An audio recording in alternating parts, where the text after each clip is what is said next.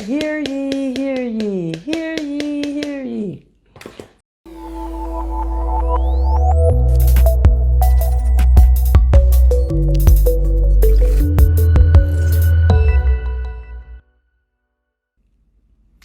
People, okay, let me talk to you about the Facebook thing. On Facebook, when you advertise on Facebook, you got to understand, to get the type of people that you want to get, it's better to do paid advertising on Facebook, because on Facebook, the mentalities of people that's on Facebook, a lot of people are just on here to reach their family and friends. So on Facebook, when you put an ad, even when people pay for ads on Facebook, it's a pattern interrupt. That means somebody's scrolling Facebook just to kind of connect with family and friends or be nosy. Most of the time, people on Facebook being nosy, they just scrolling to pass the day away.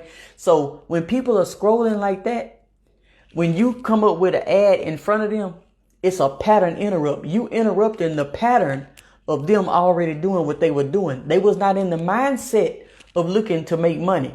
They was not in the mindset of looking to do anything other than be nosy.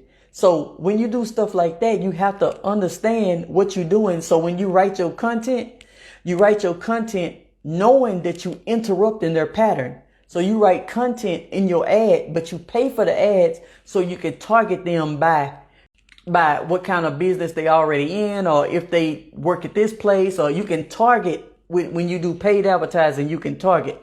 When you do free advertising, you really can't target. All you can do basically on Facebook is get into different groups. The groups that kind of work from home type of groups, or marketing type groups, or certain type of groups, and see the people that's already in there and try to reach them by posting your content in those groups. But anything on Facebook is more so a pattern interrupt. When you're doing paid advertising on Facebook, it's a pattern interrupt, because you're interrupting the pattern of people who were already on there, but they was not looking to make money.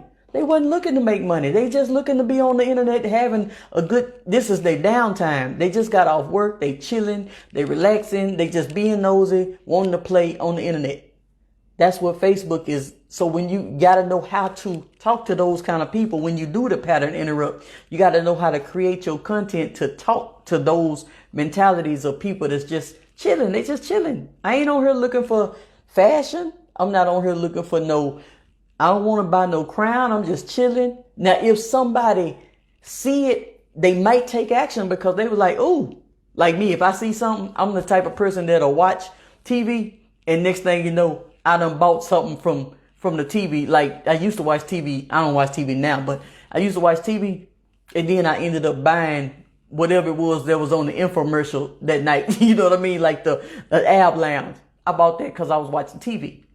The commercials came on during the show I was watching. That's a pattern interrupt even on TV. So while I was watching TV, a commercial came up. They started talking about the Ab Lounge. And I was like, oh, that look good. And I ended up calling in and giving them my credit card information.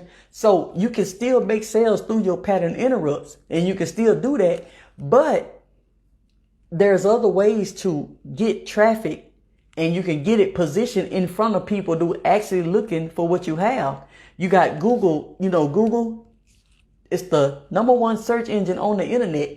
You want to get on Google, and you want to get in front of the people on Google. You want to get on YouTube, and you want to get in front of, especially if you have making money type things.